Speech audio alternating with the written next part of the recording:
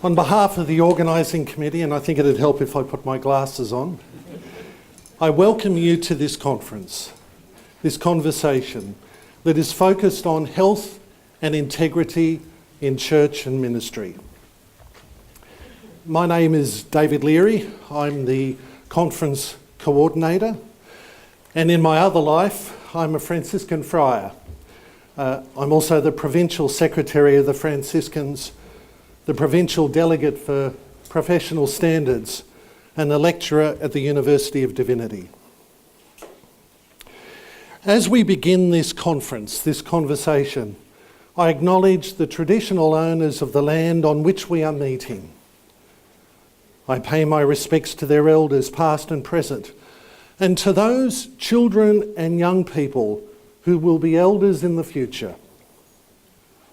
I also pay my respects to elders from other communities who may be present here today. It is important to be clear about why we are having this conference. After decades of abuse, with many of the stories untold, and after a Royal Commission lasting 5 years, the time for concerted, collaborative and positive responses is now. Silence is not an option, nor is timidity and resistance. And while a conference of this type is but one response, it is nonetheless an important one, for it brings together the many elements of this complex story of harm done to the one and the many. We have come to this place from many traditions and varied experiences, but all of us have a clear focus. We wish to learn from our history, from those who have been abused, from the Royal Commission, from our traditions, and from each other, in order that we may move forward with hope and positive action aimed at renewal within the ecclesial community. Our earliest conversations about this conference began within a Catholic setting. Leaders, academics, practitioners in the social sciences gathered together to work out how we could respond to the crisis of sexual abuse and to what we imagined would emerge from the Royal Commission. As the conversation developed, it became clear that our work needed to be ecumenical, multidisciplinary, inclusive, transparent, and rigorous. We have sought to include leaders and members from as many denominations as possible within the Christian tradition. We are grounded in the belief that survivors of abuse and their advocates must always have a seat at the table and that their voices must be heard. We have sought to include a diversity of views, and we hope that our openness will foster intelligent and sensitive conversations. While history and theology are where we will begin, there are many disciplines that need to be at the table as we work our way through these often fraught conversations. We hope that this level of diversity will add to the richness of our time together. There will be many words spoken here over the next few days. As individuals and in communities, we are constituted in conversation. These conversations are imperative to life itself. They are the lifeblood of change, growth, and hope. I hope our conversations will be robust and stimulating, but I also hope they will be marked by humility, listening, respect, safety, and an openness to difference. The territory we will traverse this week is for many a sacred space marked by sadness, anger, even rage. and yet hope for the future. We must be forthright in our deliberations, but we must also walk gently and with great sensitivity through these days so that all voices can be heard and safety is maintained and nurtured. We hope that through our conversations we will grow in understanding, increase our sensitivity to the pain experienced by others, overcome our timidity and resistance to change, and move towards being a people known by our vigilance and our protective actions, and not by words that have too often lacked depth or fulfilment. We do not live the gospel. We cannot find God if this posture is not at the centre of our lives. For 32 years, and before I joined the Franciscans, I worked with marginalised adolescents as a counsellor and a head of an agency. I learnt over those many years, and sometimes quite brutally, how important it is to put aside our hubris, to be humble and at times respectfully silent in the face of pain that too often cannot be moved or eased. For Elijah, finding God in the terror of his own experience was profoundly difficult. Despair is a word that immediately comes to mind when I think of this prophet. The paradox was and remains that in the face of great pain and despair, it was in silence that he found God. Now there was a great wind, so strong that it was splitting mountains and breaking rocks in pieces before the Lord. But the Lord was not in the wind. And after the wind, an earthquake. But the Lord was not in the earthquake. And after the earthquake, a fire. But the Lord was not in the fire. And after the fire, a sound of sheer silence. When Elijah heard it, he wrapped his face in his mantle and went out and stood at the entrance of the cave. Before we listen and share the experience of our wisdom, we begin with a solemn moment of silence, a prayerful moment without words, a moment of silent lament, in clear and unambiguous recognition of the crimes committed, the harm caused by sexual abuse, the lives lost, and the failure of those with power and authority to protect children and to practice the gospel.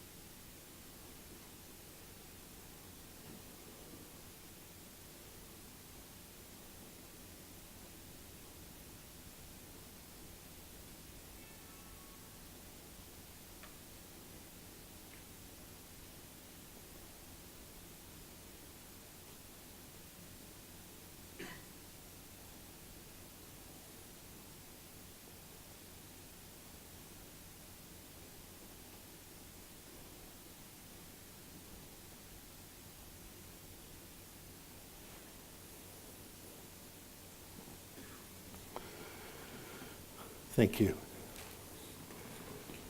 Ladies and gentlemen, friends, I would like to introduce Professor Peter Sherlock, Vice-Chancellor of the University of Divinity, who will open the conference.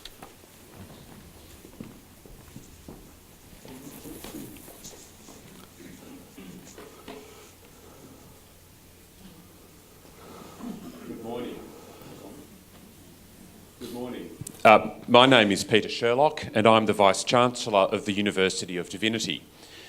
It is my honour to welcome you on behalf of the University to the Health and Integrity in Church and Ministry Conference 2018. And I have to say 2018 because I wonder if it may be the first of many. I thank all who have contributed to this conference, especially the Catholic religious orders who initiated it. As some of you may know, the University of Divinity was founded here in Melbourne in 1910 by a group of church leaders to provide Australian theology degrees for Australian clergy and laity, and that's a brief we've now fulfilled for over a century. Since we gained university status in 2012, our vision has broadened as we seek to address the issues of the contemporary world through critical engagement with Christian theological traditions. One of the most pressing issues we must therefore address as a university is the sexual abuse of children and vulnerable people within our churches. Over the last few years, as the Royal Commission conducted its work, the university has been asking itself how we might best respond to its findings in our own particular areas of responsibility: the education of religious and pastoral leaders, and the application of theological insight to the needs of the world around us. With the release of the Royal Commission's report and recommendations in December last year, it was timely for the university to move as soon as possible to identify how we need to respond, both in our own governance and leadership and in our vision and mission and daily activities. This conference provides, amongst other things, a focused opportunity for the university to identify both immediate and longer-term actions. One outcome of this conference for the university will be the creation of a new goal in our strategic plan, commencing immediately, to pursue the dual themes of health and integrity in church and ministry. I want to acknowledge the sorrow that the university staff, students and graduates include victims and survivors of abuse, perpetrators of abuse, and leaders who failed to act or acted wrongly when abuse occurred. For those times when the university's members failed to live out the theology we teach, and for those times when the theology we taught led to evil, I am sorry. At the heart of the events leading up to this conference are two key aspects of Christian theology: suffering and sorrow. These are contradictory. They constitute a pain that is found at the heart of Christianity. Those of us who claim to be Christian worship a God who, in the person of Jesus Christ, suffered intolerably on the cross for us and for our salvation. In contemplating the crucified Christ, we recoil from and are rebuked by the man of sorrows, even as we enter into his sorrow and suffering. Repentance and forgiveness, then, are not granted lightly, even as the hope of redemption and joy draw us on. The path leading to this conference, as David has said, is the way of the cross. The path is covered by the broken bodies of victims and survivors, by lives abused, humiliated and discarded, not only by perpetrators, but also by our institutions, by our leaders, by us. We looked the other way, we refused to listen, we denied the truth, we protected evil with evil, and we hid from those who would hold us accountable. For those of us here, like me, who are leaders and members of the churches and religious orders, newly held to account by our society, not least through the Royal Commission, it is not yet time to seek forgiveness, and ask for absolution from our neighbours or from each other. Our sorrow, our lament, our apologies are only a beginning. Now we must seek to redress the wrongs we have inflicted, knowing always that in God's mercy, Christ walks ahead and behind, calling us to the way of truth and justice in grace. So this conference on health and integrity in church and ministry is one step towards that redress. Over the next 3 days, we will consider a wide range of topics as we seek to transform our churches, religious orders and faith-based agencies. We do so recognising that in fact many of these topics also speak to the pain and injustice which afflict so many in our society, from the refugees we exclude and imprison offshore, to the plague of endemic family violence, to the casual acceptance of harassment and abuse in our workplaces and universities, to the failure to attend to the voices of Indigenous Australians. So some of the topics we will consider have become familiar in recent years, from screening and checks for ministry, the training of religious and pastoral workers, to the application and reform of church law. Essential tools both to protect children and vulnerable people from harm and to hold us to account for our words and deeds. Other topics take us into newer areas as we seek to create healthy churches and ministries which express integrity in accordance with the gospel we preach. What needs to change in our ministry, pastoral care, governance and leadership? What, for example, might professional supervision for clergy look like? What are the theological implications and theological changes which will flow from beginning to listen to children and from making ourselves truly accountable? In my role as Vice-Chancellor, one of the great hopes and frustrations I encounter daily is the duplication, even triplication, of effort across different churches as we each seek to address the same fundamental problem. This is not merely an Australian problem, but one replicated across the world. This conference is a unique, possibly unprecedented opportunity in our world to pool our wisdom and expertise across dozens of Christian traditions. The ecumenical breadth of this conference is a vital and necessary aspect, not only because of Christ's call for unity in the church, but because this breadth directly confronts one of the biggest issues identified by the Royal Commission: the tendency of religious groups, even within the same denomination or organisation, to work in isolation from each other, free from external control or accountability, and thereby creating unacceptable gaps in the protection of the vulnerable. Can we instead find better ways, together, setting aside our autonomy and self-preservation in order to create a truly comprehensive approach across, as well as within, the jurisdictional boundaries of churches and states? For the University of Divinity and others engaged in the task of theological education, ministry formation and theological research, a critical topic is how we can prepare church leaders for a better future. I will be journeying with you throughout the conference, asking this question of myself in particular, as the university seeks the best way it can contribute to the tasks ahead.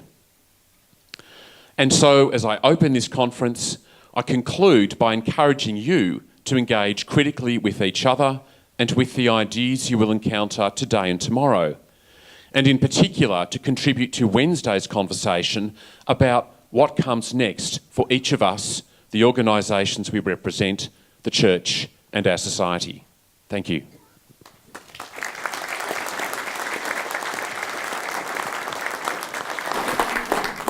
Thank you, Peter. The Fourth Estate, the media, has often been a force for good in respect of victims of sexual abuse. There is little doubt that the attention and pressure applied by the media in Australia and elsewhere has been one of many factors that has brought governments to act on the festering sore that was and is child sexual abuse. And yet the presence of the media can often cause anxiety. We decided, with the consent of the presenters, to live stream some of the keynote presentations for this conference as a more thoughtful and nuanced alternative to open media presence. While we prize transparency and openness, our principal aim has been to make this a safe place for open conversation. However, in the spirit of transparency, I must indicate that Noel Debien, who is from the ABC, is present at the conference as a delegate. He will not be recording any sessions or reporting on the conversations that take place in this room. But he will be seeking to produce a story about the conference for the ABC by interviewing speakers and some participants. If Noel approaches you, he will identify himself and his purpose. You have the right, of course, to decline his request or to participate. I'd like to introduce Eric Hudson, who's sitting on the stage as well. Eric and I studied at university together. He is now a counsellor in private practice in Sydney. Eric worked as a senior counsellor with the Royal Commission to assist those who gave evidence and others who needed support. Some of the conversations we will be having this week will be quite challenging and demanding. To assist this community gathered here this week, we have engaged Eric as our resident counsellor. He will be available each day. Eric Hudson.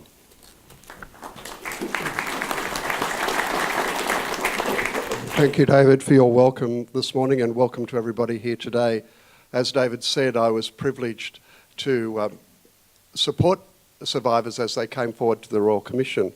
An extraordinary privilege to hear firsthand the many stories that were brought to us. One of the amazing achievements of the Royal Commission was to bear witness to survivors' stories.